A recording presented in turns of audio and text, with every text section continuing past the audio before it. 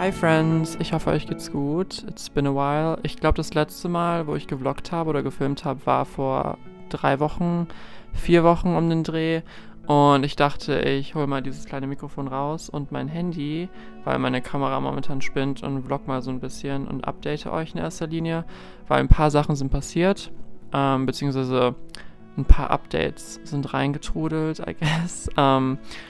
Und yes, excuse my hair, ich sehe ein bisschen messy aus. Ich habe gerade versucht, mit Selbstauslöser Bilder zu machen in meinem Zimmer für Instagram, und das hat so lange gedauert. Und ich habe eigentlich keine Energy mehr, aber ich dachte mir jetzt, wenn nicht jetzt, wann dann? Deswegen, zuallererst, ich habe ein Bett. Ich kann es nicht glauben, dass ich den Satz mal sagen kann, jetzt finally, nach gefühlt 6 Monaten ohne Bett. Also ich habe ja primär auf meiner Matratze geschlafen, auf dem Boden, weil ich das halt schöner fand, wegen der Ästhetik her. Und das war halt eigentlich auch angenehm, nur es war halt immer voll der Akt, die Matratze halt zu wenden, zu durchlüften, weil wir wollten ja keinen Schimmelbefall oder sowas haben. Und deswegen war das halt so ein bisschen annoying auf Dauer. Und die Matratze war halt schon voll eingelegen, weil ich die ja schon so Jahre habe. Und ich habe jetzt endlich ein Bett zugeschickt bekommen. Ich sage das jetzt voller Transparenz. Also ich muss das hier gar nicht auf YouTube erwähnen oder so, aber ich wollte es einfach voller Transparenz sagen. Von einer Marke, mit der ich obsessed bin, und im Bett bin ich richtig obsessed. Das ist nämlich so, also das heißt Japan-Bett auf der Webseite. Und das ist halt aus Holz und ist sehr flach. Und der Aufbau war eigentlich auch ganz easy, wobei ich sagen muss, ab einem gewissen Punkt brauchte ich halt die Hilfe von meinem Dad, weil mein Dad so voll handwerklich begabt ist. Und wir mussten das Bett halt wenden, und das kriegt man alleine halt nicht hin. Und mit dem Lattenrohr ist das auch so ein bisschen Akt. Ich kann das mal so ein bisschen einblenden parallel, oder vielleicht mache ich das auch schon. Und zeige euch mal so ein paar Eindrücke davon, wie das war.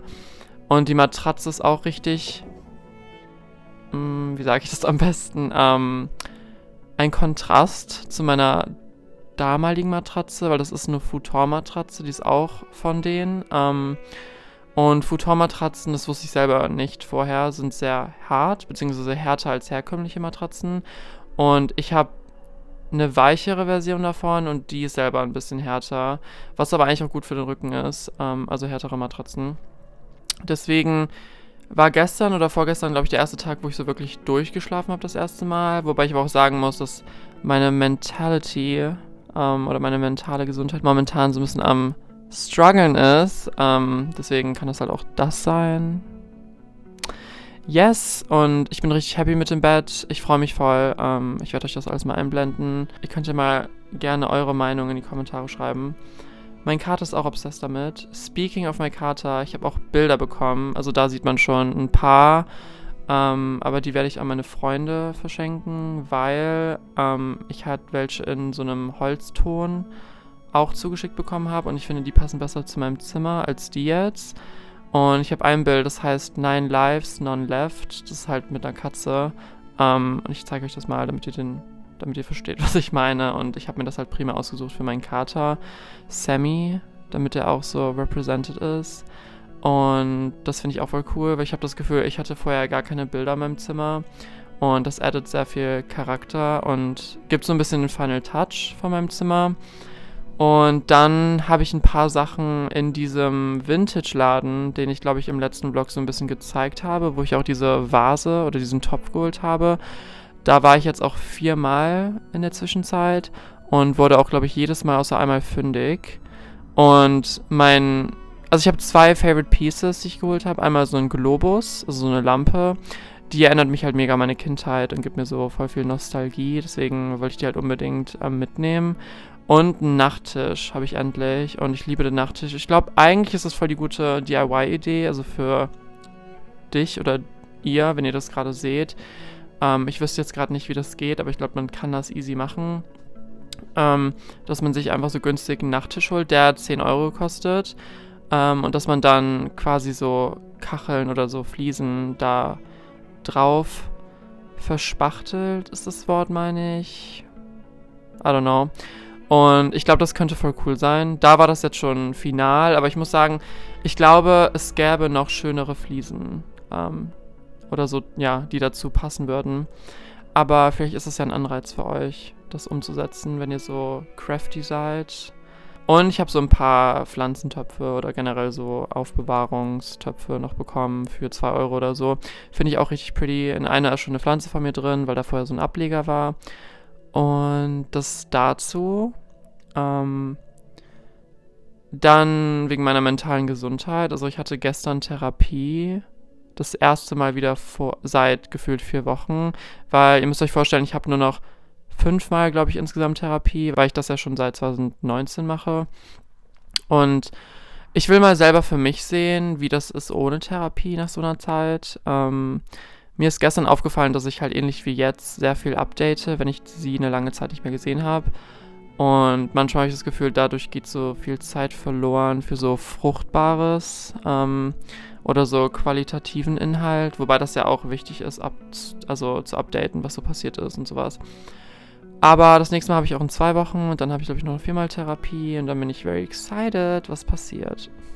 Und sonst ging es mir die letzten Tage nicht so blendend, weil ich habe das Gefühl, momentan sind voll viele Leute krank, haben Grippe oder irgendwie so Magen-Darm.